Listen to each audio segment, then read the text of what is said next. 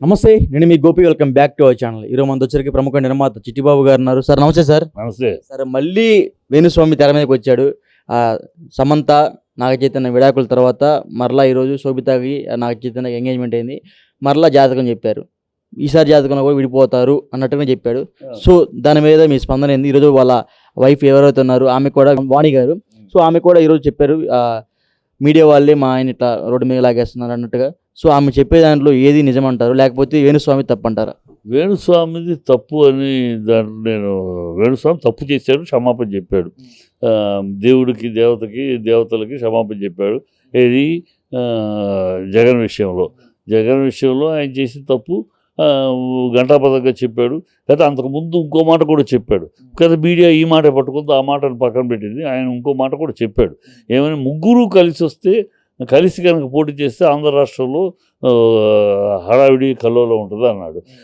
లేకపోతే మాత్రం గ్యారంటీగా స్వీప్ అన్నాడు. ఇప్పుడు ముగ్గురు కలిశారు. ఆయన చెప్పింది ముందు చెప్పింది, తర్వాత చెప్పింది రెండు ముందు కలిసినాక తేడా వచ్చింది. సో ప్రజలేమో ఆయన ట్రోల్ చేయాలనుకునే వాళ్ళు ఆ విషయాన్ని వదిలి ఇది మాత్రం పట్టుకుంటున్నారు. సో దానికి క్షమాపణ చెప్పాడు. నేను చెప్పను, తప్పు అయిపోయింది, చెప్పను అని ఆయన చెప్పిన అనేక విషయాలు కరెక్ట్ అయింది. అనేక విషయాలు ఏమండి? కేజ్రీవాల్ అరెస్ట్ అవుతాడు అన్నాడు. ఎవరు నమ్మలా.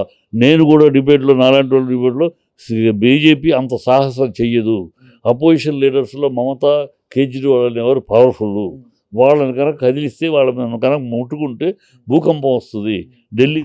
భూకంపం వచ్చింది, ఢిల్లీ దద్దరిల్లిపోతుంది.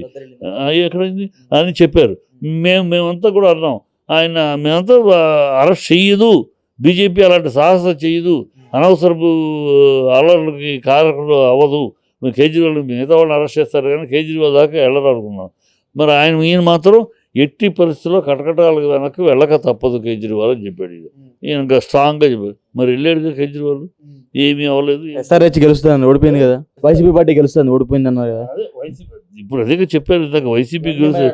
నేను జగన్ అదే 2 ఫాల్స్ అయితే 8 సక్సెస్ అయింది. ఏమిటి చెప్పండి మీరే. అదే చెప్తా. ఇప్పుడు ఈ కేజ్రీవాల్ చెప్పారు చంద్రబాబు అరెస్ట్ అవుతాడని ఎవరు చెప్పాల, ఆయన ఒక్కడే చెప్పాడు. చంద్రబాబు కటకటాల వెనుక ఆయన నక్షత్రం అది కూడా చెప్పాడు. కర్కాటక రాశి కూడా చెప్పి కరెక్ట్ గుర్తుంది. ఈయనకి ఖచ్చితంగా ఈ కర్కాటక రాశి వాళ్ళకి, ఈ నక్షత్రంలో పుట్టిన వాళ్ళకి కటకటాల వెనక్కి వెళ్ళక తప్పదు అన్నాడు. ఎవరు నమ్మలా, నువ్వు నమ్మలా, నేను నమ్మలా, అసలు ఎవరు పట్టించుకోవాలా. అందరూ తెలుసు. ఎవరు ఎప్పుడు అరెస్ట్ అయ్యే 2 రోజుల ముందు తెలుసు. 6 నెలల ముందు ఎవరికి తెలియదు. 6 నెలల ముందు ఎవడు ఊహించాలా అరెస్ట్ అవుతాడని ఈయన చెప్పాడు. 6 నెలల ముందే చెప్పాడు. 6-8 నెలల ముందు. కాబట్టి వీడియోలు చూడండి. 8 నెలల ముందు చంద్రబాబు అరెస్ట్ అవుతాడు. కేసీఆర్ అనారోగ్యం. మీరు వేణుస్వామి సపోర్ట్ చేస్తున్నారా? నేను సపోర్ట్ చేయట్లా. నేను చెప్పేది తప్పుని చెప్పాము, ఒప్పును చెప్పాలి. ఒక తప్పు చెప్పాడు కనుక 10లో 8 బాగా అంటే ఆయనకి ఇష్టం వచ్చినట్టు అవతల జీవితాల లోపలికి వెళ్ళి మీరు విడిపోతారు, పెళ్లి చేసి వాళ్ళకి నిశ్చిత, వాళ్ళకి ఎంగేజ్మెంట్ జరిగిన సంతోషంగా లేదా? మీకెందుకే అభిమానుల మాటలు మీకు నేను వ్యక్తీకరిస్తున్నా. సార్ ఒక్క నిమిషం, కంద పక్కన పెడితే అభిమానులు ఏం పని?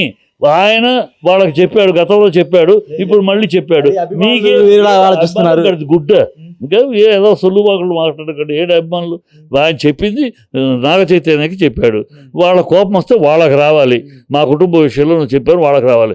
నీకు నాకు వీళ్ళ ఎందుకే సొల్లు, కత్తికి లేని దొరద కథకి ఎందుకు? మీరు ఎందుకు వేణుస్వామికి సపోర్ట్ చేస్తాను మాట్లాడుతున్నారు? నువ్వు అడుగుతావు కానీ చెప్తున్నా, ఈ సొల్లు వద్దని చెప్తున్నా. నువ్వు అడిగే వరకు చెప్తున్నా, లేకపోతే నేను వెళ్ళి మైక్ మీడియా అంటే ఇప్పుడు ఎవరు ప్రతి ఒక్కరి పర్సనల్ లైఫ్ వచ్చి అట్లా చెప్పొచ్చా? పర్సనల్ లైఫ్ వాళ్ళకి నిశ్చితార్థం జరిగిన హ్యాపీనెస్ కూడా ఉన్నాను. ఎవరు ఆ మాట అడగడానికి అడిగితే నాగ చైతన్య అడగాలి, నాగార్జున నువ్వెవడివి?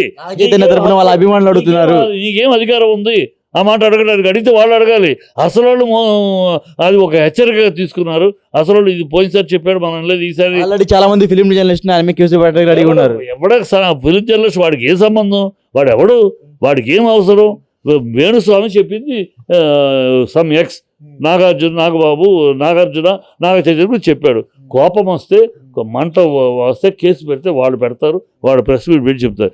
మీకేమి దోల, మీకే గొల, కత్తికి లేదు, వాళ్ళేమో కామ్గా ఉన్నారు. అంటే అక్కినేని అభిమానులు చాలా మంది అలా వాళ్ళ మనసులో మాట మీకు చెప్తున్నా. ఏంటి అభిమానులు మీకు వచ్చి అభిమానులు కూడా వచ్చి చెప్పారు, ఏంటి అభిమానులు గడుదు గుడ్డు ఉన్న పిచ్చి మాటలు మాట్లాడద్దు, ఆర్గ్యుమెంట్ కోసం అంటే ఇప్పుడు పిచ్చి మాటలు మేము మాట్లాడేది.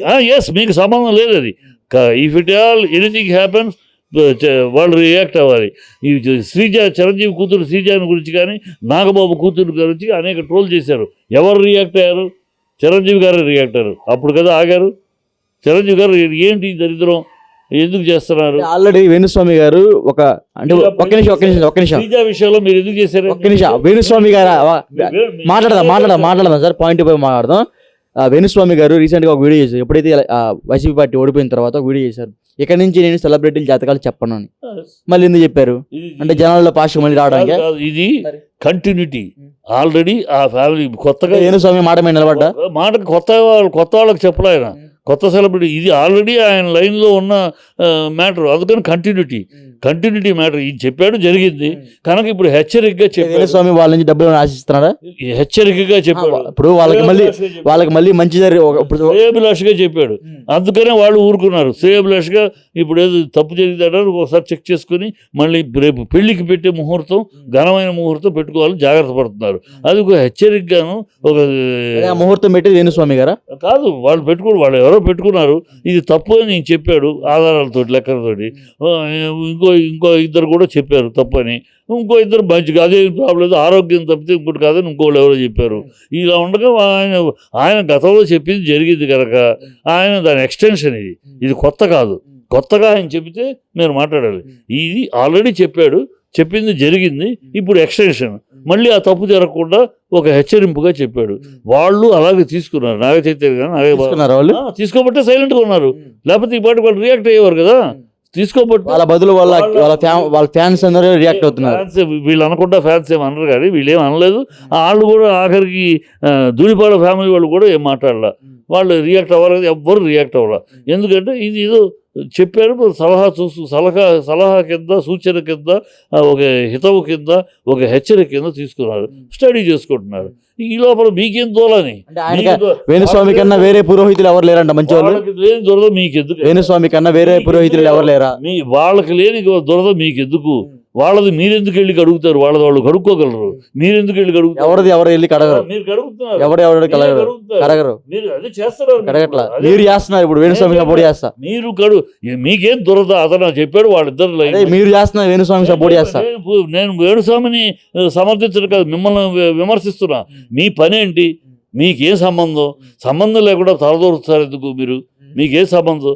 మీకు అంటే వ్యూవర్షిప్ కోసం ఏదో ఒక పట్టుకుని వ్యూవర్షిప్ కోసం ఆ ఎంగిలి మెతుకుల కోసం చేసే పనులు తప్పితే మీరు దీంట్లో మీకే వాళ్ళు నిన్ను తిడితే నీకు నాకు మధ్య నేను తిట్టుకుంటే ఆయన కూడా అయ్యా కేసు వేయటానికి నువ్వు వెయ్యాలి కేసు, లేకపోతే నేను వెయ్యాలి, అంతే కదా. ఆయన కూడా వేయటానికి కేసు మన ఇద్దరు మధ్య కూడా చెప్తే అలా వాళ్ళిద్దరు వచ్చి కేసు వేసుకుంటే వాళ్ళు వేసుకుంటారు. మీకేం పని? మీరేమో శుద్ధపోసలా? మీరు కేసు వేసిన వాళ్ళు శుద్ధపోసలా? మీరు ఎన్ని అవుట్ ఆఫ్ ది హెడ్లైన్స్ పెట్టి, తప్పుడు హెడ్లైన్స్ పెట్టి, ఆ తర్వాత తప్పైపోయినట్టుకి క్షమాపణ కూడా చెప్పకుండా ఎన్ని చేయాల్సి మీరు? ఊనే మనం 1,000 చూసినప్పుడు 4,000 మనం చూపిస్తాయి. మీకే అర్హత ఉందని అడుగుతాను కేసు వేయటానికి, మీకేం సంబంధం అని అడుగుతాను. ఆయనకి ఏ అర్హత ఉందని సెలబ్రిటీలు జాతకాలు చెప్తున్నారు. ఆయన అది ప్రశ్నిస్తున్నారు కదా. ఆయన ఏం సెలబ్రిటీ చెప్పించుకున్నారయ్యా. రష్మిక ఉంది, రష్మిక వెళ్ళింది, ఆయన దగ్గర కూర్చుంది. ఆయన నువ్వు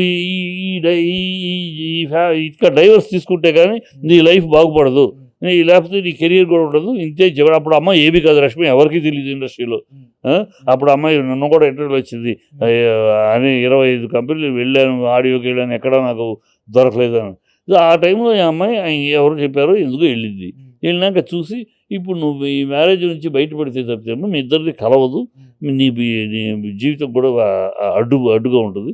మీ ఇద్దరు విడిపోతే కానీ, మీ ఇద్దరు విడాకులు తీసుకుంటే కానీ జరగదు, లేదా విడివిడిగా ఉండాలి కానీ కలిసి ఉండటం కాదు, ఈ జాతక దోషం అని చెప్పాడు. ఆ అమ్మాయి నమ్మింది, అలాగా ఆయన మొగుడు నమ్మాడు. ఓకే, ఇది నిజంగానే మనకు అన్ని అడ్డంకులుగా వస్తాయి, ఓకే లెటస్ డిపార్ట్, వద్దు, దీనివల్ల ప్రయోజనం లేనప్పుడు, కలవనప్పుడు మనం ఎందుకులే. ఎప్పుడు మీకు తెలియదు, అనాది కాలం నుంచి కూడా జ్యోతిష్కం అనేది ఒక మహారాజులు వాళ్ళ బిడ్డ యువరాజు పుట్టాలంటే ముహూర్తం పెట్టి శోభనం గర్భాధానం చేసే సమయము ఈ టైం అంతా ఫిక్స్ చేసి వెళ్ళారు. వాటికి అంత విలువ ఉంది ముహూర్తాలకి. అందుకని ఆ ముహూర్తాల్లో చెప్పారు. అది తేడా వస్తుంది. ఎప్పటికీ వేణుస్వామిని సపోర్ట్ చేస్తున్నారు.